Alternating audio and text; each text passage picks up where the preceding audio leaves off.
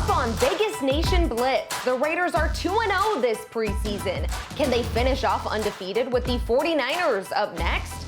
And the Raiders roster has been narrowed down to 80.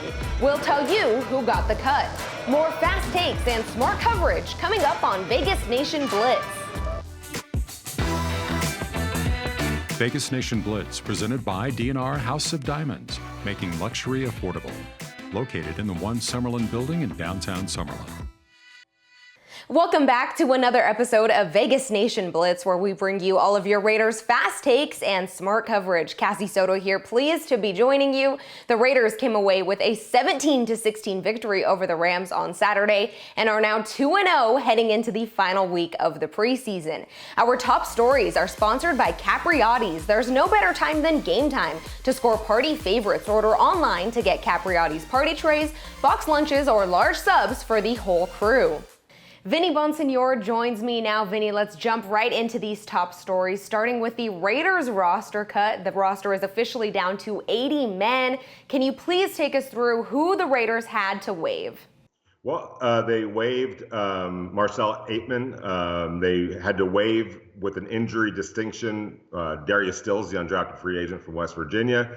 And they also put Darren Lee, the veteran linebacker, on injury reserve. They had to make 3 moves to get to 80. Those are the 3 moves. Aitman is still a candidate to return as a practice squad player. Remember, the NFL switched the rules on the practice squad last year. They added extra spots, so it's now a 16-player practice squad. If Aitman clears waivers and is available, next week when the final cuts are made, a strong candidate to return as a practice squad player.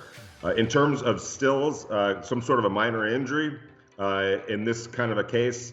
If you're hurt, you're not allowed to be waived. As far as Darren Lee, the Raiders were, hopeful of being able to get him on the practice squad, on the field this week, but that wasn't going to happen. It looks like with this injury, so he goes on the injured reserve list, and they got to figure out what they're going to do at linebacker now, with that depth being pushed to the limit.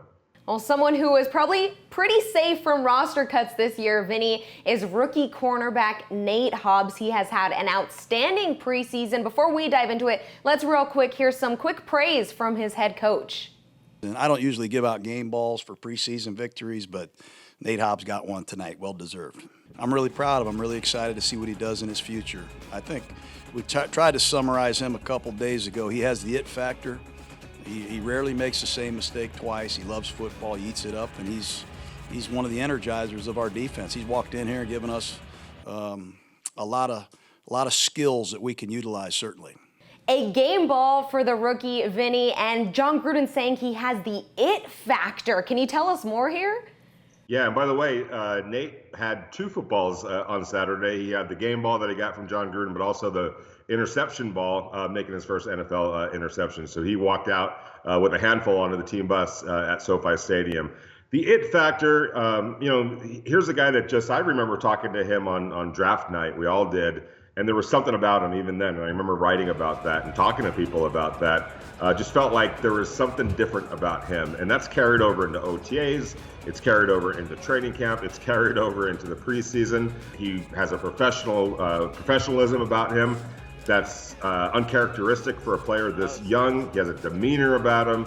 He knows how to make plays. He's already, 2 games in and made about 4 or 5 splash plays. That's what you're looking for in a rookie first-round pick, let alone a fifth-round pick, which is what Nate Hobbs is. So he's starting to show some pretty special tendencies. It's getting harder and harder not to just accept the fact or acknowledge the fact that maybe Nate Hobbs is a pretty darn good football player.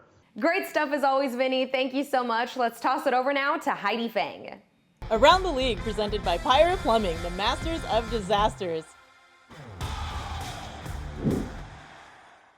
Thanks, Cassie. It's Heidi Fang here, and I'm joined with our NFL and Raiders writer, Adam Hill, and we're going to get you caught up on preseason week 3 as we look at some of the more intriguing matchups. And Adam, I'm going to bring you in right there and just ask you, what is on your radar this week? Well, of course, all over the league, you're going to see guys fighting for jobs at the end of the roster and guys trying to make the team. And that's always interesting about the final week of the season. But I know that all eyes are really on some of those quarterback battles out there. We're going to see one of them with the Raiders and taking on the 49ers. It seems like Jimmy Garoppolo has a little bit of a lead over Trey Lance here. I know fans are excited to see Trey Lance at some point, but it seems like Garoppolo has an edge. We'll see how that kind of plays out. Definitely with Denver in the division for the Raiders. The battle between Teddy Bridgewater and Drew Lock has gotten very intense, and it's a very close battle. I'm not sure who's going to win that one. I still think they might be leaning Drew Lock, but Bridgewater looked really good last week, so we'll be checking that one out. One battle we won't really be watching is the Saints. They are playing this week against the Cardinals, and I think that one's pretty much wrapped up. We saw Jameis Winston just light it up. He should be the guy to win that job. Still some good battles around the league to see who will be starting in week 1 coming up just a couple weeks. Thanks, Adam. And now we're going to turn it over to Sam Gordon with the NACV Injury Brief. Vegas Nation Injury Brief, sponsored by NACV Injury Law. Sam Gordon here with the Raiders Injury Brief. It was an arduous week in Los Angeles for the Raiders, who lost linebackers Nicholas Morrow and Javen White and guard Richie Incognito last week. Morrow has a foot injury and won't miss time this week, and White injured his knee during the preseason victory against the Rams and was carted off the field at SoFi Stadium. Incognito is dealing with a calf strain, but is hoping to return for the season opener. And on the positive front, linebacker Nick Wachowski is back this week after missing time last week, and that's the Raiders Injury Brief. I'm Sam Gordon. Vegas Nation Blitz continues after a quick word from our sponsors. D&R House of Diamonds is Las Vegas's elite private office jeweler, the perfect bridge between internet pricing and a traditional brick-and-mortar jewelry store. We specialize in loose diamonds, natural and lab-grown, engagement rings, fashion jewelry, custom design, and jewelry repairs. We operate by appointment in our beautiful offices in the One Summerlin building, downtown Summerlin. Our great relationships with the world's largest diamond wholesalers and our low overhead saves you hundreds, if not thousands, on your purchase. If you're on the go and need to find out anything about the Raiders, get the Vegas Nation app.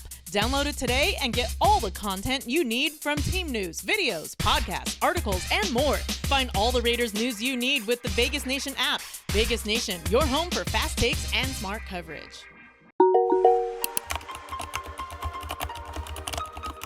It has been just over a week since Madden 22 was released, and we already have one Raider vying for a ratings adjustment. Long snapper Trent Sieg, during the preseason win over the Rams, jumped on a loose ball during a muffed punt, showing off some athleticism. He then took to Twitter to request that ratings bump. For those of you who don't know, long snappers end up as tight ends in Madden and have the lowest ratings in the game.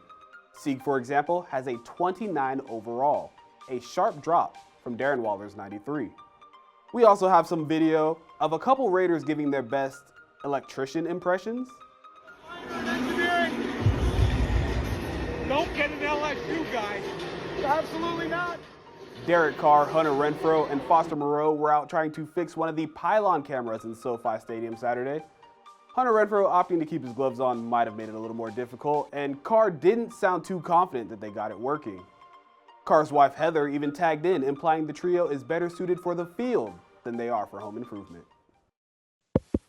Mic check. When I had my number called in the huddle, I was like, it's time to go. And that dude's really good, really slippery. He almost got away from me, but it was good to get my first sack. And I mean, you saw it out on the field. I'm just ecstatic. It was awesome. I just like the way they compete. You know, we're playing a lot of different guys. Some guys are playing a little bit more, I think, than they ever expected to play in these first 2 preseason games. I like our grit. I think we got some tough guys. I just like the energy on our sideline. Our young people have gotten better and found a way to win 2 football games, no matter what the stakes are. Vegas Nation, the road ahead, sponsored by your Southern Nevada Toyota dealers. Toyota, let's go places. Joining me to discuss the road ahead for the Raiders is sports columnist for the Las Vegas Review-Journal, Ed Graney. Ed, the Raiders have 1 preseason game left. They'll head on the road to face the 49ers. My question to you is, how do they finish off this preseason strong? But more importantly, how do they stay healthy before these games count for real? Yeah, Cassie, that's the most important part, is to stay healthy. You want to win every game, but it's an exhibition game. John Gruden would far take staying healthy over a win in San Francisco. They just need to be ready for Monday Night Football against Baltimore, have everyone as healthy as can be. What does that mean? Does Marcus Mariota see time at quarterback this week, or is he just not ready? You'd have 2 weeks, after this to get him ready to be the backup. Do we see Marcus? The first thing I'm going to look at, Cassie, is the offensive line. There's not a lot of depth of this offensive line. We already know Richie Incognito is out with an injury. Will he be ready for the regular season? How much do we see the starters compared to maybe John Simpson as a backup? Patrick Omame, Nick Martin, Jared Jones-Smith. How much do we see the backups? How careful are they with that first offensive line? I think they should be really careful. I don't know if anyone that matters should play a lot this week, Cassie. They have to be ready for the Ravens on Monday Night Football. Thanks so much, Ed. Thanks, Cassie. Thank you so much for joining us for another episode of Vegas Nation Blitz. For more Raiders fast takes and smart coverage, head on over to vegasnation.com or download the Vegas Nation app. And as always, be sure to join us on Saturdays at 7 a.m. for Vegas Nation Game Day. For our entire Vegas Nation crew, I'm Cassie Soto. We'll see you soon. Join the action with the Las Vegas Review-Journal's Pro Football Contest. Predict each week's winning team for a chance to win a $25 gift card from presenting sponsor Capriati's or a $30 gift card from Big Dogs Brewing Company. Sign up today at lvrj.com/profootball. Vegas Nation Blitz, presented by DNR House of Diamonds, making luxury affordable. Located in the One Summerlin building in downtown Summerlin.